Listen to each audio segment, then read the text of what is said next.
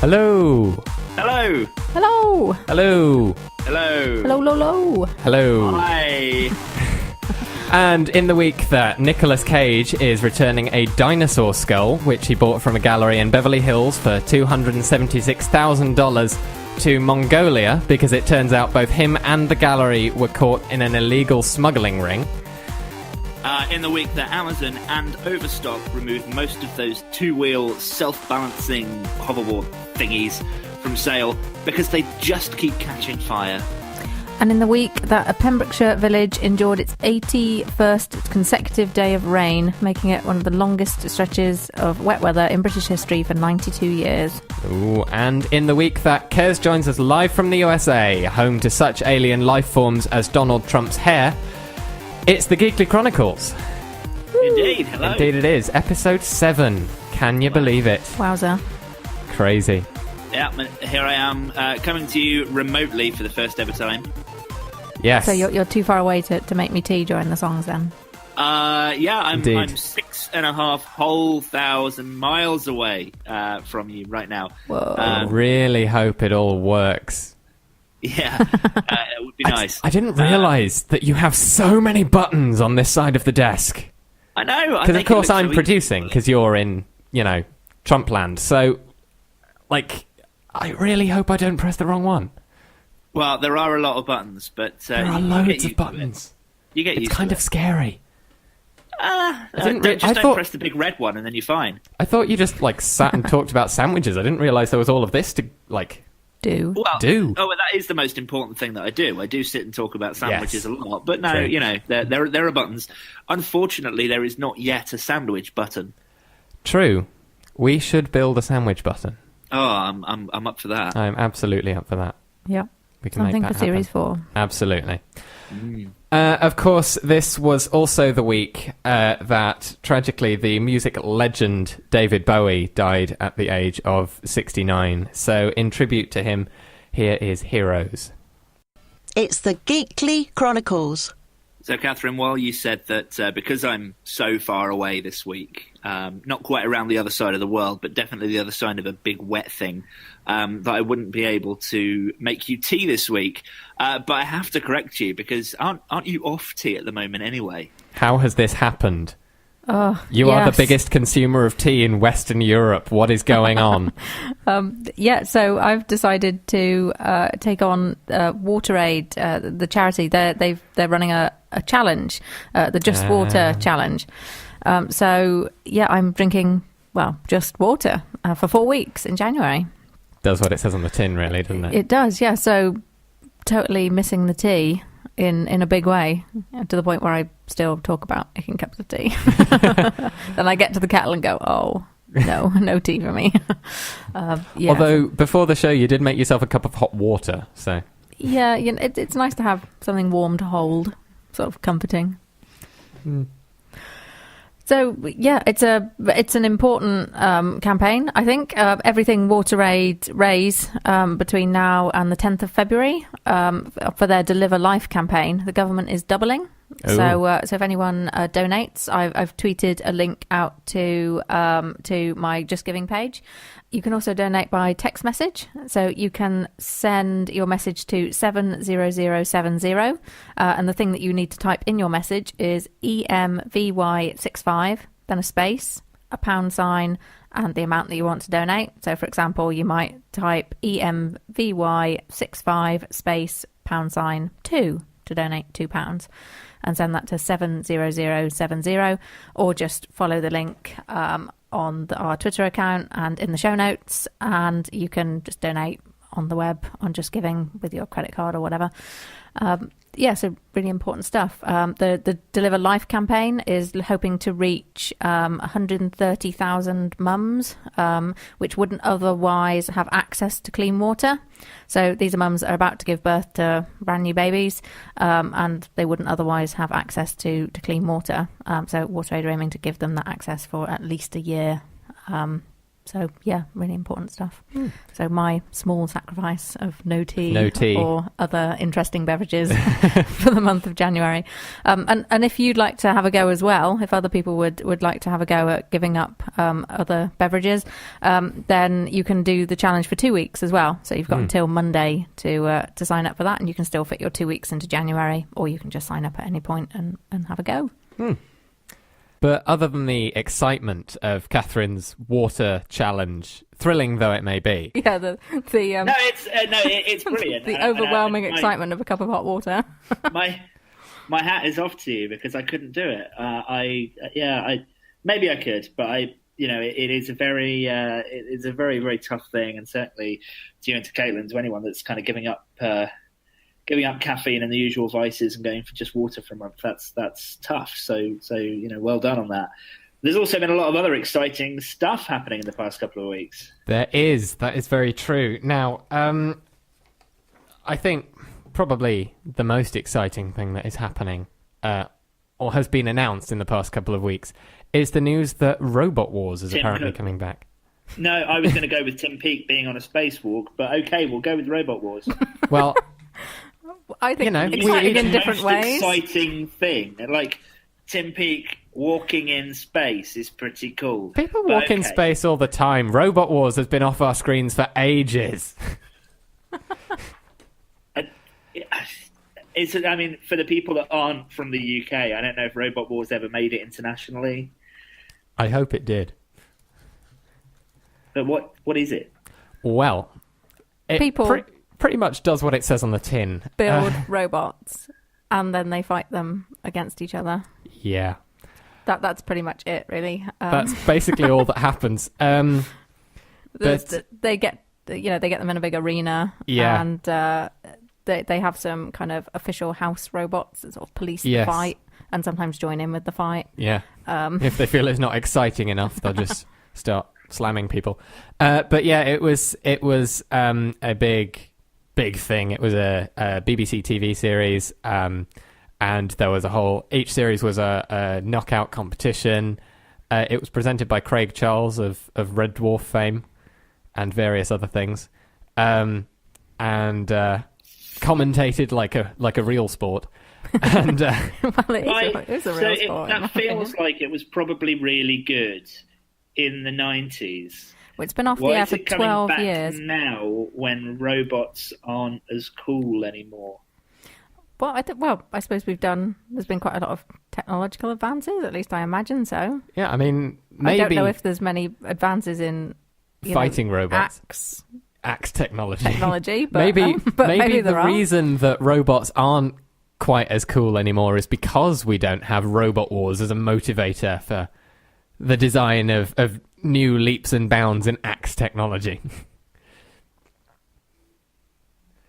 Yeah, I want a pneumatic flipper. Who wouldn't? For my car. So, maybe if Robot Wars comes back, I will get one. To be fair... a robot vacuum cleaner. I think we've got very different priorities in life here. Although, to be fair, like, when you're stuck in traffic behind someone who clearly doesn't know what they're doing, the ability to just drive up behind them and pneumatically flip them off the road would be really, really bad, like, as a thing, but also... where you're failing your driving test. But also very entertaining for that moment before... oh, dear. Before you got arrested. KF says, in fact, in the original Robot Wars, the robots were so dangerous that they had to make the arena bulletproof. Because of the amount of robot stuff that was flying at the audience. In fact, many, many years ago, I went to see Robot Wars being filmed, and it is kind of scary when this not insignificant thing gets launched directly at the audience, more or less. KF says no, for the new series they made the thing bulletproof, my mistake. But it is kind of scary when this massive robot gets launched at you and crashes against the side. Like, oh wow, that was quite a powerful machine that's just chucked that at a bunch of people. Yeah, here on this Radio Times article I've got, it says they've got a new purpose-built fighting arena in Glasgow, the home of fighting arenas. Apparently. I don't know. The show will have state-of-the-art cameras capable of capturing every crushing, sawing and scorching moment in incredible detail. Blimey. I'm guessing that's HD then. I would imagine so. So yeah, I'm quite excited. It was a big thing when I was younger, watching Robot Wars. All the robots, because you'd obviously get favourite robots because they all had interesting names and teams behind them who'd tell you how they built the robot and stuff. Yeah, and you can always sort of fantasize that one day you might be able to build a robot. Yeah. Somebody might actually build robo-nails. Can you imagine? I think that shows with robots are a really cool idea, but why can't we have like Robot Wars, but you have to build robots that can give the best hugs? Robo hug off. Yeah, That's why not do they a bad have to fight idea. each other? Why is it got to be so violent? That's not a bad idea. I might write that down, actually. Robo hugs. Yeah, or just robots that say funny things. So, if Indeed. you would enter if you listener would be the kind of person that would enter Robot Wars because you like building robots but don't like the idea of war or violence and quite like hugs, let's do this. Let's build a purpose-built hugging arena in Swansea. Swansea, the home of hugging. Yeah, and we'll have a robo hug off. That sounds like a great plan, I'm going to be honest. Fantastic. Right, okay. Okay, now to your thing that you thought was more interesting than Robot Wars. Oh. No, not more interesting than robot hugs, though. Okay. I mean, like you say, people walk in space all the time. But robots hug each other almost never. It's true. So, but yes, Tim Peake, who we've talked about on the show previously, has done a spacewalk this week. that is very true. In fact, Today. Has just finished it when we went on air, I think. So presumably cut a little he's short. now back in the capsule with a cup of tea listening to the show. I imagine so. Drinking the tea that Katharine otherwise would be. I know, right? Yeah, He can drink, they've got he can tea on the drink tea in ISS, space. But not in the Geekly studio. Yeah. The Geekly backup studio. Yeah. So we were watching the spacewalk on TV before the show, and they had various people, one of whom was Monica Grady, who is Professor of Planetary and Space Sciences at the Open University, he says, guessing wildly. Something like that. And they were talking about how, because the spacewalk is basically just, changing a space light bulb, more or less. That's what they were actually doing. But the amount of engineering that has to go into the whole process of And how much they changing a monitor space light every bulb. single tiny facet of what they're doing. is Yeah, incredible. so they had, it was, I can't remember exactly what the thing was, but it was something to do with the power system of the ISS. One of the things that gets power from the solar panels into the space station had broken, basically. And they had to replace it. And they were detaching this broken part from the outside of the ISS, and from mission control, they were literally saying, okay, 4 turns on the wrench or screwdriver or whatever it was they were using. I mean, I imagine it's more complicated than just a Phillips head screwdriver, but... It's a sonic screwdriver. Well, absolutely. I mean, you're in space, you may as well. But yeah, the amount of monitoring of all of this kind of thing, because of how precise all of the equipment needs to be, and all of the stuff that they do needs to be to make all of the equipment work, is incredible. And also the fact that, they were saying on the BBC, which is where we were watching it, that there were millions of people watching, because all sorts of people, obviously, from the UK who are interested in space are watching to support our guy up there on the ISS, and loads of other people watching because they like spacewalks. There are millions of people watching someone change a space light bulb, but because of how incredible it is, and they were the pressure that they might feel because all of these people are watching them. Yeah, I mean, imagine if you were at home doing some DIY. And there were a million just, like, people, a million people over your just shoulder. watching you. And a million people over your shoulder, and like 20 of them saying, all right, screw it in that way. No, do it this way. No, do it that way, or something like that. It must be an incredibly stressful environment. Yeah, I mean, that's what a lot of the psychological training's for, really. It's not to deal with space, it's to deal with the other humans. That makes a lot of sense. Yeah. But it is kind of funny, isn't it? Because it's a relatively simple part, it's a relatively simple procedure, but because it's in space, it becomes a lot more difficult. Yeah, you drop a screwdriver in space, it's basically gone. Kind of lost it. Yeah. In fact, they were saying when they'd taken the old part off and put the new one on, whoever they had on, it may still have been Monica Grady, said they can't just leave that lying around. They've got to take it back in because otherwise it'll just disappear into space. Like, yeah, they've got to be incredibly careful. We got to see sort of the inside of the bag that they had the part in and everything, and it was just sort of like this whole process. It's strangely exotic and mundane at the same time. Yeah, to see them taking a thing out of a bag in space. It's like a they space took a bag. space thing out of a space bag in space. That's the difference. That's very true. That is that is what they did.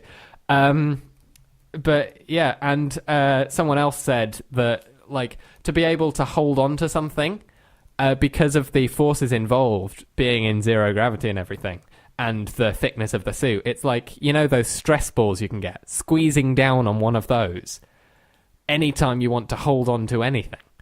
So the physical forces are incredible. Someone tweeted in to say, you know, would your feet ache after a spacewalk? And they said, well, obviously not your feet because you're not walking on anything, but like everything else would, because of the incredible strength you need to be able to do these kinds of things. Yeah. I mean, it's you don't really think, do you? But it's quite incredible. So those were interesting stories. Especially doing a spacewalk for the first time. Yeah. I'm just like, That is his first. I think they said on the news, the first official British astronaut to do a spacewalk, which we found very funny because then it spawned the idea of all of these unofficial British astronauts doing unofficial spacewalks. Unofficial spacewalks. People that are just popped up to space for a biscuit and a cup of tea or something. Well, like Rose Tyler. Yeah. Pretty much. So they're not discounting that, yeah. Yeah. All those British people that have ended up in the TARDIS. Yeah. I mean, it makes sense, I suppose. Yeah. You're listening to the Geekly Chronicles. So I'm looking for tweets about Tim Peake to share, and I come across one lady tweeting to commemorate Astro Tim Peake's historic spacewalk. I'm changing my vacuum cleaner bag in slow motion, wearing a padded white anorak. Brilliant. I now want to do that, except my vacuum cleaner doesn't have a bag. That's fantastic. It's a space vacuum cleaner.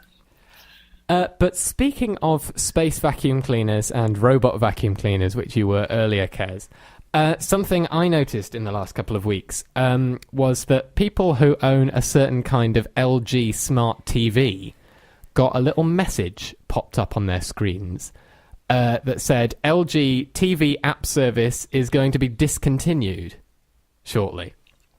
And I can't remember when it's happening, but it is happening in the near future. So the whole apps thing on the smart TV, the thing that makes it smart, is just being switched off by LG at some point. Yeah, this is quite worrying. I mean, I have an LG TV just over there. Yeah, and it's one of those smart ones, so it has all kinds of apps. So it's kind of worrying that, you know, presumably you bought it for the smart features as well as the whole TV situation. Why is that not going to work anymore? Well, it's really interesting. It kind of reminds me of the early days of mobile phones and smartphones because, you know, now we've got a few big players that have big app stores and, you know, I don't feel like the Apple App Store or Google Play is in any danger of switching off its app stores anytime soon. But you know, back in the earlier days when it was kind of every platform for itself, then, you know, there were days where platforms would kind of come and go and apps that had been written on them would just no longer work. Yeah. And I guess we're in the really early stages of smart TVs, and so I have Apple TVs and a couple of Chromecasts and things at home, just because I really like the fact that it doesn't rely on the TV itself to do that. But then a lot of people have invested in these smart TVs because they don't want to have to buy separate hardware or set-top boxes. And yet here we are then with those companies who just are now just unable to support an app ecosystem and shutting it off. So I kind of, as part of exploring the reasons that this had happened, I came across a Twitter account whose name I can't really say on air. It's Internet of...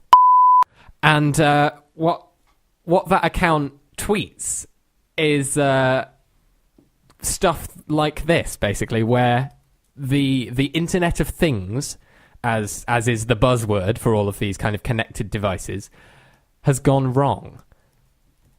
Because I saw something else in the news about that this week. Wasn't there an issue with some Nest thermostats? That there was an update issue and it left a lot of people cold. Yes. So Nest obviously make a smart thermostat, and lots of people have installed those in their house, and then they released this software update. It went wrong on a lot of Nest devices, and they just didn't function at all. And if this thing is your thermostat, obviously that's going to control your heating, so lots of people's heating just wouldn't turn on because their thermostat had received a software update that didn't work, and there was no... So it turned out that they could, rescue their heating. But there was a 9-step reset procedure that involves taking the thermostat off the wall, like taking out all of the wiring it all back up again, putting it back on the wall, and restarting all of the software, like charging it on a USB cable, all sorts of things. I think I'd find that quite stressful. Yeah, no one has ever had to do that with a thermostat before the Internet of Things came along. And I suppose it's early days for this stuff. But I mean, I've heard of a friend who's got one saying things like, "Oh, I'm working from home today, but I'm not putting my heating on because it would teach the Nest wrong behaviour." Yeah. Jeez. Really? There's not just an override button on it? You can't tell it that, today is abnormal or something? You have to be cold? I can't remember. I was incredulous. I can't remember what it was, but I think earlier today I was trying to do something on the computer and it was flashing up with some sort of message. And I said, for once, could you not try and be smarter than me? Because, computers, I am willing to admit computers are a lot smarter than me, and in some cases a lot smarter than humans. But when you're trying to do a specific thing and it's deciding to do something else, it's kind of annoying. Because, it doesn't understand what you're attempting to do. So having these smart devices that are essentially thinking for you is, in some ways, quite worrying. But in some ways, it's kind of what we all want, isn't it? I mean, I really like the fact that there are these smart devices now. I always dreamed of a home that was controlled and learned and was part of a system. I mean, I've always wanted to have home automation stuff in place. And, I've got lights that I can turn on with my phone, but I'd love it if there were sensors that meant they'd turn on when I walked into different rooms, or that learned what time of the day I wake up and so you could turn the light on at the right sort of time. So, I mean, it's kind of finding the balance is the real issue here, because, like you said, you've got lights that you can control from your phone and stuff, but also you can control your lights by just walking up to the switch and pressing the on button. If we move to a world where the whole system is enclosed and, there's no manual override like that, I think we're going to have a lot more of these problems, because the alternative, your system is you replace the light switch with a smart one, isn't it? But that's right, yeah. There are a lot of solutions where you replace the bulbs. So the Philips Hue, for example, is one such thing where you replace I wouldn't do that though, because then what happens? One, it's really expensive to replace. Yeah, it's $100 per bulb. You can't put it in a custom light fitting and things like that. But also, it's there's then no manual override. Absolutely. So Yeah, I mean, I love the thought of, you're on the bus on the way home and you can switch the kettle on with your phone. yeah, How cool is that? But- Yeah, and yeah, so I like the idea of being able to remotely control things and, not necessarily have to get out of bed in the morning to switch the hot water heater on and things. But yeah, I think it's that attempt to be smarter when we're not quite ready yet. yes. Because, of course, the other thing that the Internet of Twitter account tweets about is occasions where there's a smart device that, shall we say, doesn't really need to be smart because there's no good reason to make a device smart. So recently, I suppose smart for smartness' sake is probably a bad thing. So recently, a product was released that was a smart thermometer.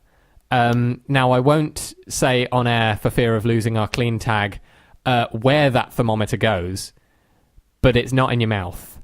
And that is internet connected for some reason, and you are inserting it into your body for some reason.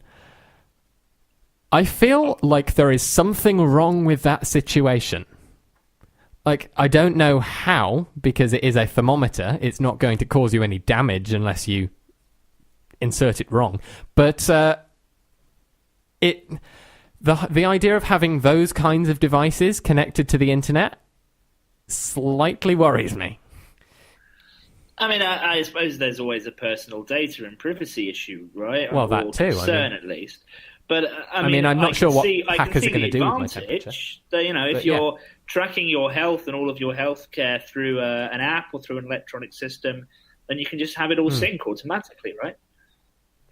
Yeah, I mean, this is let's not be too unfair. This is helpful if you have all of your data in one place. There are lots of services where you can link up all of your smart devices, like a lot of those fitness tracker things like the Fitbit or the I'm suddenly drawing a blank because all of the other ones that existed are now no longer being sold. But well, I mean, there are great bits of software and services as well. I mean, Apple have their health. Yeah, they have their health app. There's Google Health Fit. Vault by There's Microsoft that do that a one. really good job of things. There's also like My Fitness Tracker, etc., etc. There are loads of these fitness and health tracking things, and you can pair a smart bathroom scale with these things to track your weight.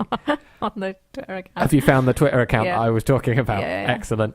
But you can have like a smart bathroom scale that can track your weight, and then it can give you, better fitness recommendations because it knows things like your BMI and like how much fat is in your body, for example, what kind of workouts you need to do, and so on. So there are loads of benefits on the, data mining of your own health in that case. But also there's the like you were saying, the whole privacy implications. And also that this person who's tweeted, or it was a post on Reddit, I think.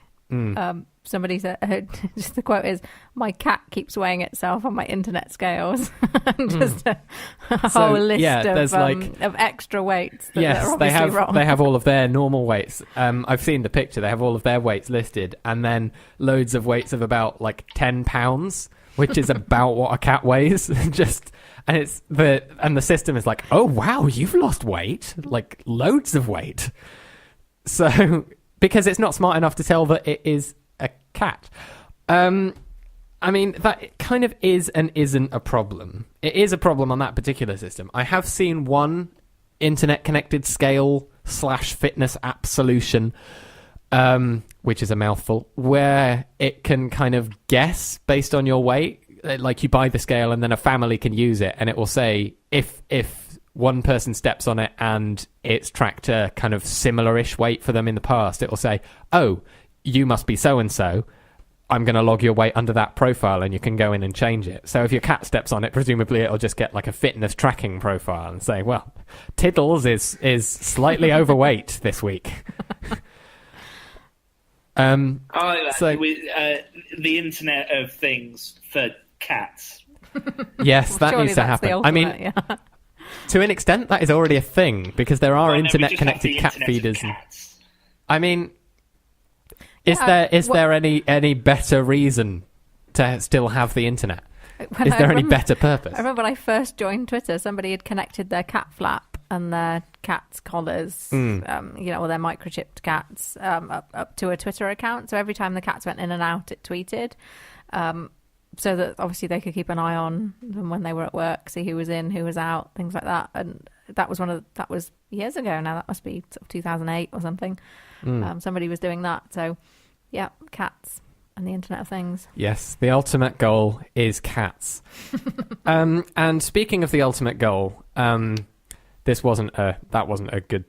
Anyway, speaking of words, something we forgot to do at the start of the show, of course, is introduce this week's Would You Rather. We did forget. And it is, since Katharine has been putting up with the pain of drinking only water so far this month, it's a kind of.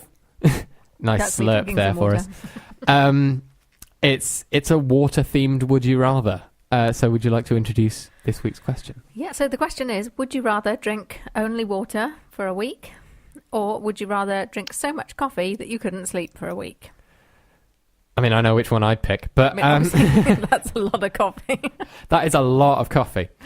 And I'm not a big fan of coffee. So much coffee that I don't sleep for a week. Yes. Or only water for a week. So basically it's, do you want to drink only water for a week, or do you want to not sleep for a week? Yeah. I mean, one of them has significant health benefits over the other.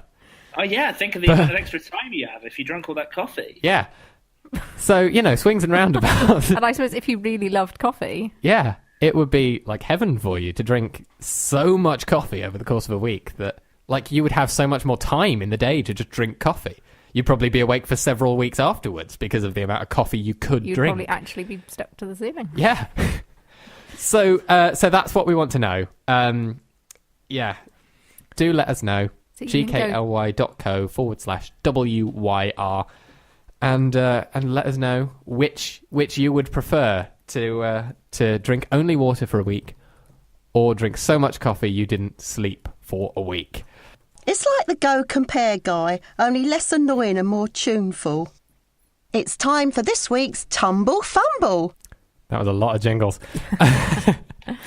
So, Katharine, what have you got for us? Well, if you remember last time we talked about Richard Osman doing the World Cup of Chocolate. Ah, yes. Yeah, so we said to you that whatever chocolate bar won, we would put some in the prize draw. So we've got a giant bar of Cadbury's Dairy Milk to go in the prize draw, which we will tell you more about later in the show. On, yes. But yeah, so that was hanging over from last week's Tumbl Fumbl. This time we have some more Star Wars for you, but I'm not actually going to read anything out because obviously spoilers. Some people might not have seen it yet. You might want to check out twitter.com/orcstormtrooper, which is an awkward stormtrooper. Am I right in thinking there's no E in stormtrooper? You are right in thinking that, yeah. So it's twitter.com/AWKS, then stormtrooper, but it ends with PR instead of er. So yeah, I'll tweet all these as well. And then you might also want to check out twitter.com/verylonelyluke. As well. Ah, yes. Yeah, that one's quite special. Actually, they're both fantastic. So yeah, if you're a Star Wars fan and you've seen the Force Awakens, then you might want to check those out. Otherwise, you might see spoilers if you've not seen it yet. No spoilers. Excellent. And then in non-spoiler news, in stuff you can actually look at, if you've not seen the Force Awakens, I discovered this artist who. Takes paintings that they found in sort of charity shops and thrift stores and stuff and adds to them. Fantastic. So yeah, this guy, Dave Pollot, so he's got a website, an Etsy shop, and he's also on Instagram. I think the Instagram account is the one where I first found him. And it's just great. So if you go to instagram.com/Dave Pollot Art, so that's DAVEPOLLOTART. So it's like Dave Pollot Art. Yeah. Yeah, you get me. Or Dave Pollot Art. Yeah, Dave Pollot Art. Yeah, I think. Or Dave Pollot Art. I think I'm going to stop. Yeah, okay. So things like putting the Stay Puft Marshmallow Man in a sort of a wintry townscape. That's glorious. Or one of, I think, my absolute favourite has to be a painting of a rather beautiful garden it's got kind of wow. trees with all blossom on them and lupins in the garden and everything. But the little Fantastic. garden path, he has put on all the little Mario Kart characters, so they're all Oh, wow. racing around this very sort of sedate country garden. That's definitely one of my favourites. And then Excellent. you've got things like the TARDIS outside a barn. Oh, and, great. it's just joyous. I That think. sounds fantastic. So I'll tweet links to all those, and then I'm also going to pass over to Kez, who wants to talk to a Yes. subject that I'm really quite fascinated by You've as well. got a thing. Things I really like, fascinating cover versions of songs that we all know really well. So I sort Yes. of collect those. So Kez has got something like that to tell us about. So what have you found? Yeah, I was whilst kind of getting over jet lag, I was searching through YouTube for various things to kind of watch and listen to, and I came across a YouTube channel called Postmodern Jukebox. And what I loved about this was that a bunch of really talented musicians take more modern songs and put them into different contexts. So, they'll do blues and jazz versions of songs that weren't typically blues or jazz, or they'll do things in the style of a particular decade, or they'll do a version of a thing for like piano and tap dance rather than traditional instruments. You've not lived until you've heard the Super Mario theme played on piano and tap dance, which is something that they've done. Fantastic. And so I just found myself looking through all of these, and I've picked a favourite one to share with you all, but they're well worth checking out. It's Postmodern Jukebox on YouTube and Twitter. They're touring, which is awesome. Excellent. But now just kind of to share on the Geekly Chronicles, it's a favourite Radiohead song of mine that has been de-explicitified, which is Excellent. great. We can play it on the show. And so it's a late 90s kind of rock grunge Radiohead song that is now done in the style of kind of a 1940s singer, and I think it's amazing. So this is Postmodern Jukebox and Creep. You're listening to the Geekly Chronicles. It's a bit like 15 to 1 if William G. Stewart had been drunk and only wearing his dressing gown. You see, that was a great song. I thought that the original was good anyway, but this was just even better. Yeah, I do like Postmodern Jukebox. I'm a big fan of songs done in interesting styles. I love the way that a good cover can really mess with your mind. Well, yeah, and it was so different from the original. There's no way that you would have thought that was a Radiohead song if you didn't know the original. So just so great to hear that. It was lovely. But I do go to the Postmodern Jukebox YouTube channel if you want to check out other things, including the Pokemon theme done in a jazz style with a tap dancer. Fantastic. And we will pop the link to that in the show notes after the show. So, joining us now in a move we really hope is going to work, we have Kaitlynn Fenton talking to us about this new petition that is going around on Twitter, asking the government to make more kind of, I've completely forgotten the word, but to acknowledge and recognise non-binary gender as a thing, and also this inquiry that has just finished. The report has just been published on what the government is doing about trans people and what they should be doing about including them. Kaitlynn. Welcome to the show. Hi. Yeah, thank you so much for joining us. Yeah. How are you doing? I'm doing good. How are you? Oh, well, for being 6,500 miles away, I'm okay. It's now midday. There's a little bit of blue amongst the clouds. Oh, that's I'm good. starting to think about what to have for lunch. There is actually a place that does sandwiches not too far from here, so I'll Excellent. largely be going and getting a nice big sandwich that I'll probably tweet about after this. Good. But I've got much more of the day ahead of me. How is Sounds it? brilliant. Okay. In the UK, it's dark. Is it dark where you are, Kaitlynn? And in Manchester particularly, it's raining, as always. Fortunately here it isn't. But I say fortunately, we're indoors, it doesn't matter. But It's not raining here, but it is still very dark. But I am very happy because this whole interview thing with 2 people remote has worked, and we are doing it, and it's all fine.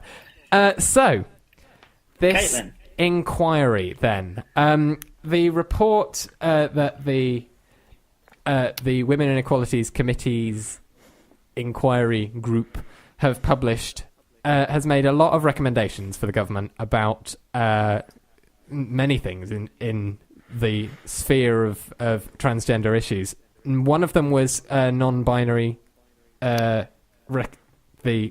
representation and inclusion, which was the subject of that petition that was going round. But the first thing I kind of wanted to ask is, do you think that inquiry has gone far enough? Well, personally, reading it over the past 3 days, I think it's done more than enough justice to bring to light the issues that trans people face in the wider community of the UK. The only 2 things which have done anywhere remotely near as much is the Gender Act of 2005 and the Equality Act of 2010, both of which were adequate at the time, and as we have quickly outgrown them, have become less and less useful to the wider community, and especially to those young trans people who are currently trying to transition.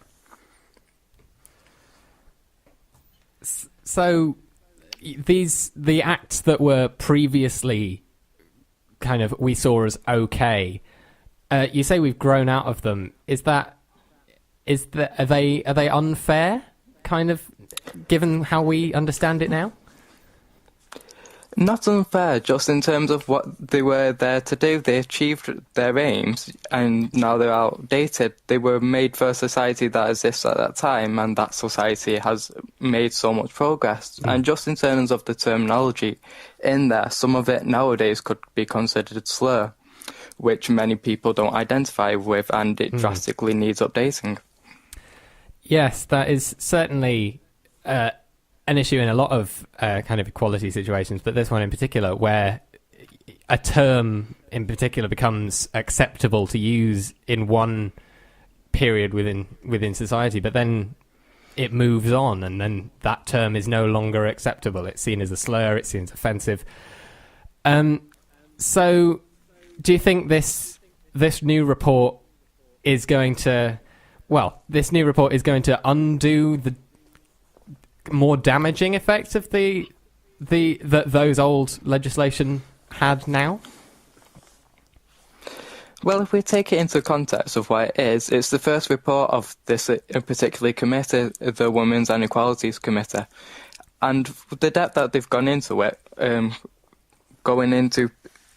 just looking at the sources that they've quoted from and everybody they've referenced. They have done a brilliant job from education, from social side, such as tackling everyday transphobia. And what they set out as their guideline of what they think should be changed is exactly what many people have been campaigning for many years. And if this has government backing, it surely is a good sign that we're moving on to the correct path that we need to. Absolutely. So one of the recommendations made in the report is that the government pay more attention to non-binary gender, and people who identify as non-binary the government need to kind of accommodate them. And especially given that there was a petition to get the government to recognise non-binary gender going around on Twitter, it very much seems to be coming at the right time. So do you have kind of any opinions on whether the inquiry's recommendations about non-binary gender are the right thing? I mean, obviously recognising people of non-binary gender is the right thing to do, but have they made the right recommendation? Well, first of all, the petition's going... Oh, okay. Kaitlynn, we seem to have lost you, which may mean we've also lost Kez. I'm here. Okay, Kez is here, but Kaitlynn is not. Oh dear. I was very happy for a moment there while it was all working. But it is not. It hasn't looked like Caitlynn's gone from what I can see on the screen, but that doesn't always mean anything? I heard a slight robotization of the voice, but then there are lots of different people's connections at play here, which is always difficult. Very true. It's always easier to dial people in over the phone. When you try and use the internet, there are so many different forces at play, and sometimes we are just at odds with them. But why don't we? So Kaitlynn had requested a song to go along with her interview. Indeed. So why don't we play that? See if we can get Kaitlynn back on the line.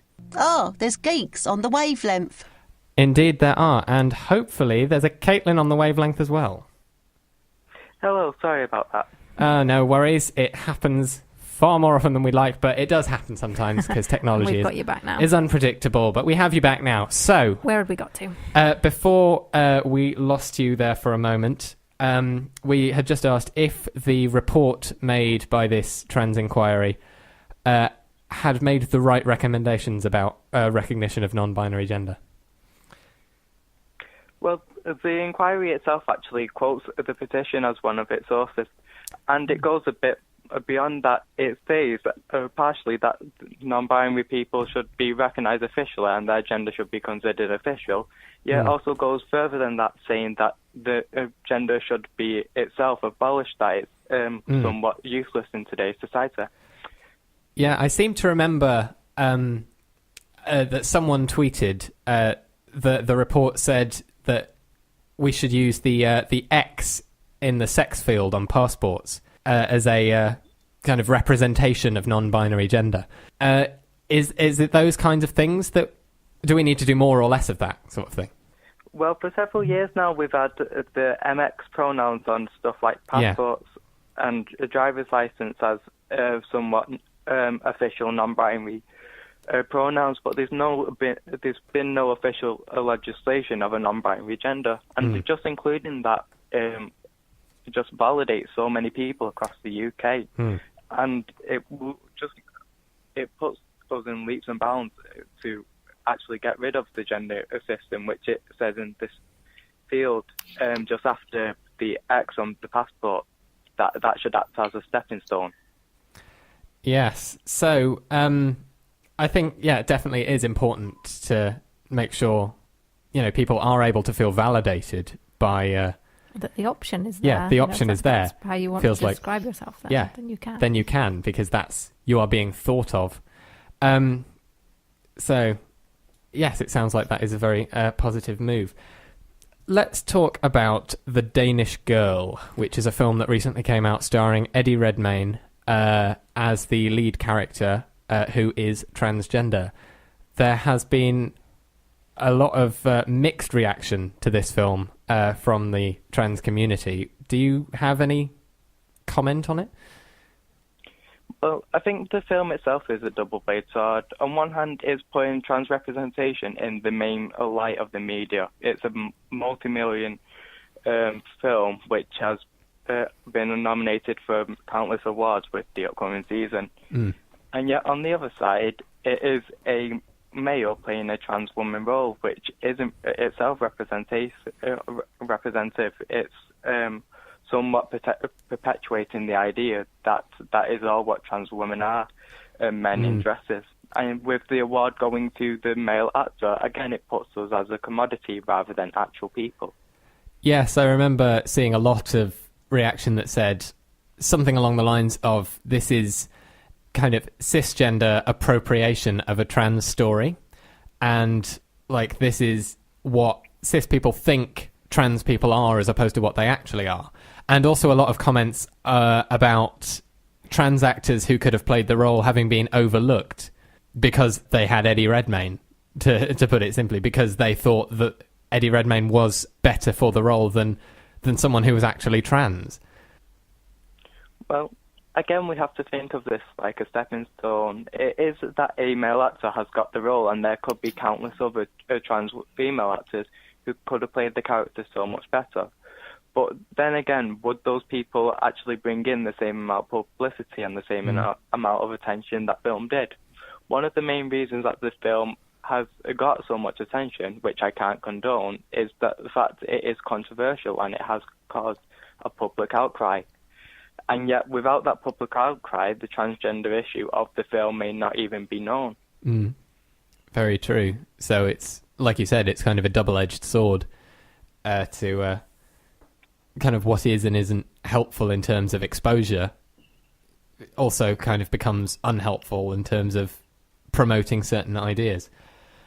So now focusing more again on you and what you do, well, would you like to tell the listeners what it is you do? Well, on one half, I am a youth leader at an organisation called the Proud Trust.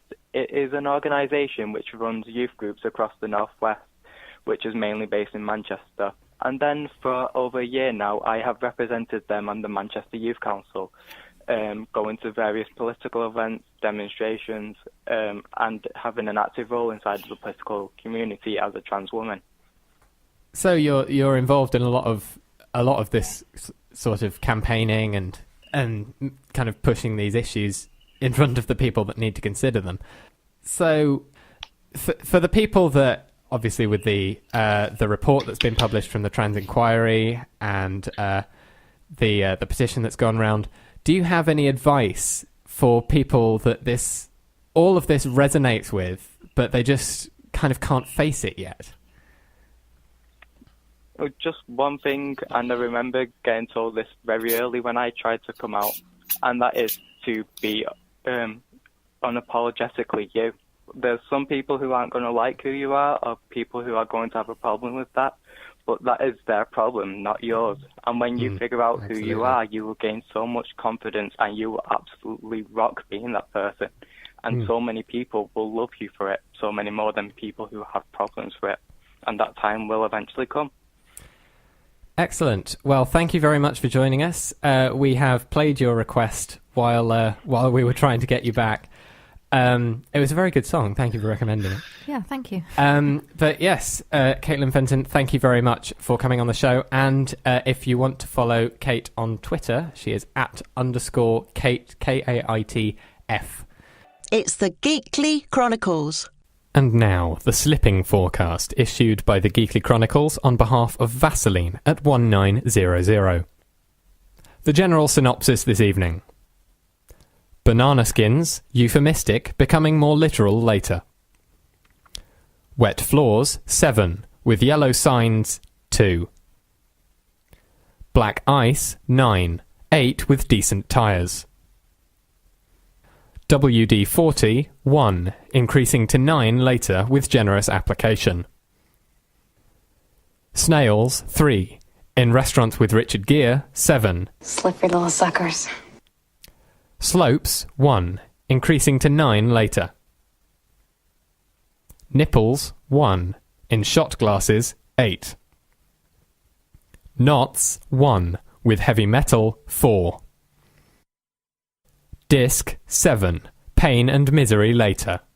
Good. Mind, 6, occasionally forgotten, groaning later. Grease, 9, chance of lightning later. Soap, 4, on a rope, 7. Butter, 5, with occasional biscuit base. And that ends the slipping forecast. You're listening to the Geekly Chronicles. It's like Game of Thrones, but without the nudity. Mostly. Indeed it is. One slight caveat for the slipping forecast. We did forget to Google what a slippery nipple is, whether it's a cocktail or a shot or whatever, so we shall just move on. Right. Shall we do Game of Geeks? Game of Geeks. Now, for this week's Game of Geeks. Hit the wrong button. Yep. All right, then. So, Katharine. Right, okay. Right, straight into Game of Geeks. Okay. Right, so, yeah, usual format. I read out clues to films on the IMDb Top 250 film list, or the film list as it stood, I think, when we started the series. At least I hope that's the list I'm still using. And I have 3 clues for each film, and Chris and Kez guess. Whoever, whoever guesses gets points if they're right. So if you guess on the first clue, 3 points. Second clue, 2 points. If you need 3 clues, then it's only 1 point. So far, well, Kez is owning it really. Yeah, you 4 are. shows to 1. A little bit, yeah. And so I need to know when you want to guess. So we're going to need some buzzers. Yes, you do. We are. So Chris goes. Ooh, gulpy. Ooh, and yeah. Kez goes. I'm sensing a water theme. Yeah. So this week's buzzers, because you're doing this Just Water challenge, are all WaterAid, well, water themed, not WaterAid And they necessarily, also but make me want to go to the bathroom. indeed, which puts me at a competitive advantage. And then they make me want to drink, which just exacerbates the other one. Which Yeah, a problem. it's a vicious So cycle. we're going to have to play a song after Game of Geeks. Yes, It'll probably a clear long that. one while we all... Yes. Okay, so let's get going, shall we? Okay, so film number 1. Fingers on buzzers. Okay, so clue number 1 for film number 1. The F word and its numerous conjugations are said 569 times, making this film the film with the most uses of that word in a mainstream non-documentary film. Oh, I know this one. Oh, that Is was it a... train spotting? Oh, no. No, Good guess, but... I feel like I know this one because we covered it like the week it came out in film studies for having the most swearing of any film. No more But guesses? I can't... No. Next clue. Okay, next clue for 2 points. Swearing. Leonardo DiCaprio failed to win the Oscar for Best Actor yet again in 2014 for his performance in this film, and I heard Chris's buzzer while I was still reading the clue. So, Chris? I did buzz in. Sweary Leonardo DiCaprio. I'm going to go with The Wolf of Wall Street. Yes. Yes! That's 2 points. So for now I Chris. can't actually hear Chris's buzzer, so that makes life a little more difficult for me. I was going to buzz in with the same suggestion, so congratulations on getting there first this time, Chris. Yeah, well, you did that to me with It's a Wonderful Life on the last episode, so we're not going to talk about it. Ooh. Okay. We're all friends, really. Ish. Okay, so film number 2, are we ready? More or less. Okay, so clue number 1 for film number 2. 8 actors from this 1962 film appeared as bit parts in Star Trek the original series. My God. That's Like- mainly just for the trivia. I don't think That's anyone just could because get you that wanted from to that. say that, isn't it? Yeah. Yeah. Shall I move on to clue number 2? I think it may be best. If anyone's got it from that, then the kudos. I didn't even know that. Okay, so a sequel to the book on which this film is based was recently released, and it's called Go Set a Watchman. To Kill a Mockingbird. Yes. Yes. The Harper Lee book, To Kill a Mockingbird, just got a sequel. So I thought a sequel recently released. It was either going to be that or some kind of Harry Potter thing, and I don't understand Harry Potter, so I went for that. Yeah, And it was like 1960s, so that's not going to be Harry Potter, is it? So well logicked. I'm doing surprisingly well with the logicking. It might be because I've had to think, like with all of this producing situation. The brain is the brain is slippery. Yes, apparently. Next. Okay, right. Clue number 1 for film number 3. Jodie Foster was 12 years old when she played a 12-year-old in this movie. Appropriate. Ooh. Oh, that's a Kez. Is it E.T.? No. Oh. I thought she was in that. Were you thinking of that other person that was in E.T.? No, I was thinking of E.T. I thought she was the alien. Oh, okay. I don't know how old the alien was. I can't remember if that was mentioned or not. Anyway, I've shall no I idea. go on for clue number 2? Yep. Yeah. The main character in this film is named Travis Bickle. Nope. I'm not hearing any water noises. I'm going to move on. That's to, usually good on this show. I know, right? I'm going to move on to clue number 3 for 1 point. This film spawned the famous line, "You talking to me?" Oh, God, where's that from? Where's that from? I'm annoyed with myself that I don't know that. But I don't know that. at all. No? Okay, well, the film was Taxi Driver. No, I didn't know that. No. I hadn't seen that one, so it was I'm going to difficult say to oh, judge but no. how easy or difficult the clues were. So Fair okay. enough. Fair enough. No points there. Next film, clue number 1. Are we ready? Yeah. Probably. Okay. This 2006 film starred David Bowie as Nikola Tesla. Oh, God. Toilet. How would I I mean, Kez. I Wow. went to see this film and suddenly the name has escaped me. It Which was. puts me at a competitive advantage.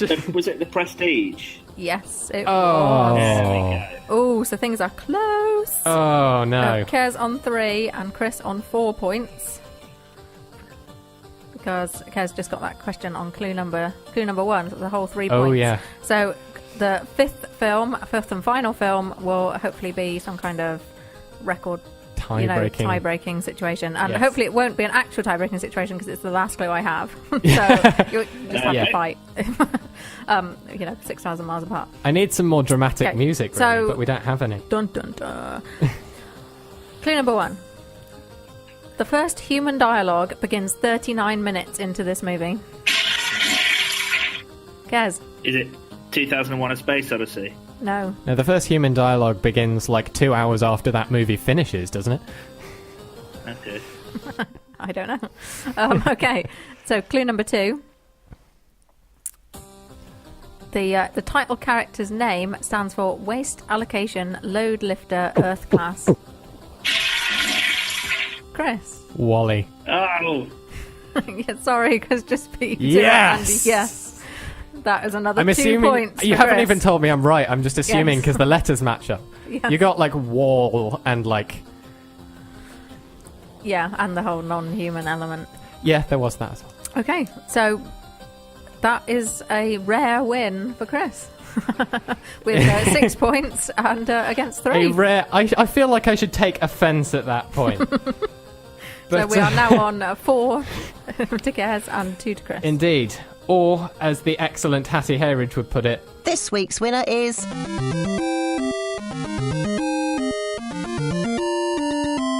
Chris. which is not a button that gets used often enough, I must say.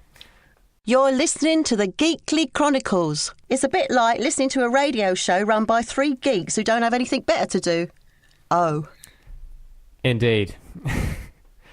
So much so that one of them is many thousands of miles away from us right now. And still doing the doing show. a radio show remotely is hard. But Indeed. hi, and I do really like that song. Thanks again to Kaitlynn for joining us earlier for a great interview there. There have been lots of comments and thoughts in the chat room on the film The Danish Girl, so please do continue to come in and chat about that. Huge thanks to Pristine for your comments and your thoughts. It's a great conversation to keep having, so thank you. And congratulations to you, Chris, for winning on this week's Game of Geeks. It's Crazy, it's right? groundbreaking. I know. Yeah. I think, what have I won so far? Right. Like the first episode and this one. You're currently bookending. Yes, the first and the 7th episodes. And we missed one, so what lead does that put you still in, Kaz? My mental maths while I'm doing... I have the numbers here Catherine somewhere. has it written down, I'm just excellent. struggling with the Yeah, math. like, I can't do mental maths while I'm presenting a radio show, I have discovered. Quizmaster. Yes, I'm here, and I now have the numbers. Excellent. Kez is on 4 shows, and Chris is on 2. So if I win the next 2, it will be all exciting and all or nothing-y in the final episode. Although that is no Yes, reason. but I'm not going to just let you win. to So let you win. No, I intend to win. I mean... yeah. I mean, you always intend to win. You've got a point. But yeah, we shall see how that goes. I mean, you are currently on double my score, but there's no reason that can't change. No, very true. So, speaking of, I don't know, Things that are true. things that are true. Let's have a look at this "Would you rather" thing. Yes, the the truth is just... You know those overflowing with party that. games that everyone thinks are still fun when you're sober, but really aren't? It's time for Would You Rather. Indeed. And at the What moment... would people rather? What would people rather? That would be a good thing to remind everyone of. Would you rather drink only water for a week? Or... yeah, I'm in week 2 here. Yes. Would you rather suffer like Katharine, but only for a week? Or drink so much coffee that you can't sleep for a week? So we were talking about this a bit earlier in the show, and so there's obviously the benefit of drinking that much coffee that you could get so much more done. I mean, think of all the free time you have. I think, what is it, humans spend a third of their lives asleep? Imagine having an extra third of the time you would normally, like, spend in a week just available to do whatever on a massive caffeine high. I'm sorry to be rubbing it in, Katharine. Yeah, we are the opposite of cats. We Yeah. sleep for a third and they sleep for 2. That's very true. Yeah. So either big caffeine high or big caffeine low. Well, that's also true. So what would people rather? Well, it seems like people equally would rather either. Or rather either, or... Rather neither. Rather- Well, neither. that's an interesting point that you raised there, Katharine, about the coffee. Would you then get an equal low period? So if you didn't sleep for a week, would you then have to sleep for a week after that just to catch up? You might need to, whether or not you could. I mean, I don't personally see a problem with that, but I can see how it could be inconvenient for people to potentially people sleep with jobs. for... Yeah, jobs or real things to do. So long as it wasn't a Geekly week, I could sleep through the entire thing. In fact, I usually sleep through Geekly, but that's not something I should tell Kez. But yeah, it seems like, you know, it's pretty much 50-50. Wow. In fact, it's exactly 50-50. That, half of you listening would rather drink only water for a week, and half of you would rather stay awake for the entire thing. Because that's what it's really about. The coffee is just the means to the end of being awake. Although So I wonder if before the end of the show we can get people's thoughts on what they would actually do with the week that they would stay awake for. Then That's very 'Cause true. if you're going to stay awake for a week and fill it with really useful stuff, then it's worth it. If you're going to stay awake for a week and fill it with utter useless boredom, then what's the point? You may as well just drink water. That's very true. So I suppose it depends how much you dislike water. Some people, Yes. you know, I think when I was just first talking about doing the challenge, somebody said to me, "Oh, I couldn't do it. Water's far too bland for me." yeah, and I feel like we were talking about this earlier. It's like water. Add some pepper to it. Is that allowed under the rules of the challenge? Is you flavouring your water permitted with You can condiments? add sort of fresh things, so things like fruit or fresh herbs. So I don't think you could probably add anything sort of dried. So probably no pepper, but... Well, you could if you just added fresh pepper. Well, Yeah. that's true. You could, yeah. No, like, dried pepper you'd get out of, like, a grinder or whatever, but just fresh pepper you could get, I suppose, would I don't make think your I've water ever more... found pepper on grinder. I'm surprised we don't have a button to make that noise. Yeah. There's a But- project. Yep, that's for next show. It seems like the audience are split down the middle on this one. So do let us know what you would do with your week of being awake, because if nothing need else, to we're know. interested to know. Like, I mean, personally, I would. There isn't an option for this on this week's Would You Rather, but if there was an option to sleep for a week and then sleep for another week, then that's probably what I'd have gone for. So I'm interested to know how people would be able to fill that time of being awake for 24 hours. I'm anticipating much Netflix. That's true. You could get a lot of binge watching done in that time. 168 hours worth of TV. So this is where I'm saying, is it going to be useful or is it just going to be... Now that depends on your Right. definition of useful. But do let us know in the chat room and on Twitter what you would do. So, yeah, all the talk of the water, again, leading on to WaterAid. They've very generously given us a T-shirt to go in our prize draw. Ooh, all right. So, yeah, we have that edition. And we also have from earlier, I mentioned a big bar of Cadbury's Dairy Milk chocolate because they won the World Cup of Chocolate. And we want everyone to experience the goodness. So, yeah, what is the prize draw? Well, the prize draw is looking pretty full at this point, which is good because we're 7/10 of the way to completing it. But the prizes we've got at the moment are, of course, the script for the Geekly Jingles, signed by Hattie Hayridge, featuring such joys as... It's like the hoverboard from Back to the Future, only we exist. Most of the time we do. We have got, from episode 1, we spoke to Irene in the Disappointments, and we have their album About the Walls. We also have some special Geekly Marmite. We do. I haven't written that on my list, but that's very true. We have some special Geekly Marmite, and I'm personally a big fan of Marmite, so I'm very excited about that. We have a USB power bank chargy thingy. We have a tile that you can attach to your keys, and then if you lose your keys, you just go on your phone and it tells you where they are. We have an original Game Boy, including Tetris and Pokemon Yellow and various other games.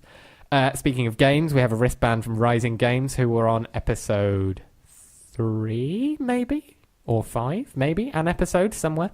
We have a Raspberry Pi Zero. We have, from episode 4, a McDonald's burger, which will be sealed in Tupperware, and you do not have to take it with you. We optional. Just want to prove a point. Very optional. I'm telling you, I wouldn't want it. No, nor would I.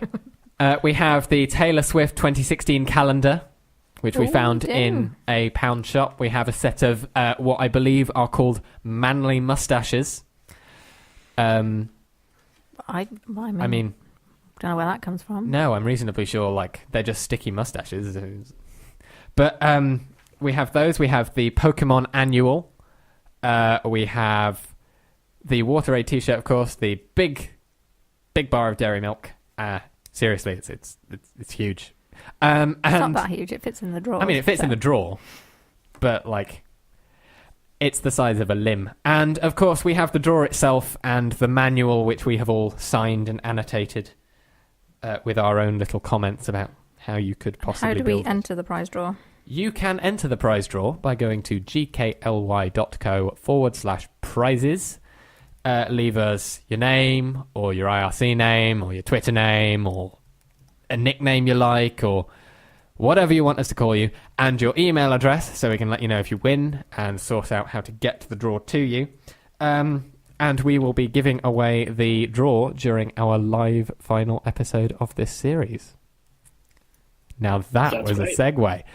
And that live final episode of the series, because we haven't plugged it to you enough, is on the 26th of February. It's episode 10 of this series, because last series had 10 episodes. It is in central London, near Baker Street Station. You can get tickets for that at gkly.co/tickets for £1 if you want the P package, or 15 if you want the VIP package, which comes with all sorts of bonus extra goodies. And that is all the advertising done for the show. Yes. So enter the prize draw at gkly.co/prizes. Prizes. And get tickets at gkly.co/tickets. Indeed. It's kind of like it makes sense. It almost does, which is surprising because I built that website. So that pretty much brings us to the end of the show. What an interesting show it's been. Indeed it has. Thank you very much, KF, for joining us and for that interview. And thank you to Katharine for providing us with this week's prize and Would You Rather, and also letting me win Game of Geeks with questions I can do.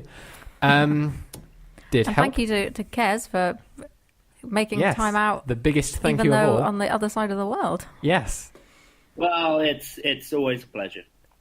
Yeah, just I'm a shame looking forward that to being back with you all for next week. Yes, when all the technology may work. Who knows? Who knows? So what are the final results for Would You Rather? The final results came out exactly half and half. We've had no more votes since we asked about what people would actually do with their time.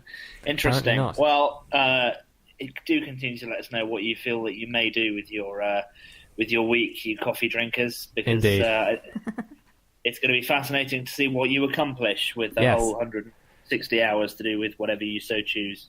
It would be Netflix for me, let's be honest. That's fair enough. Right. We will see you again in 2 weeks, I suppose. But for now, from me, Chris. From me, Kez. And from me, Katharine. It is goodbye. You've been listening to the Geekly Chronicles. Content was researched and vaguely fudged together by Chris, Katharine and Kez, who are also your hosts for this evening's show. The Geekly Chronicles is an independent production. Any reference to any persons or things, living or dead, was probably an error. What is reality anyway? Don't take the blue pill, live long and prosper. Wear sunscreen.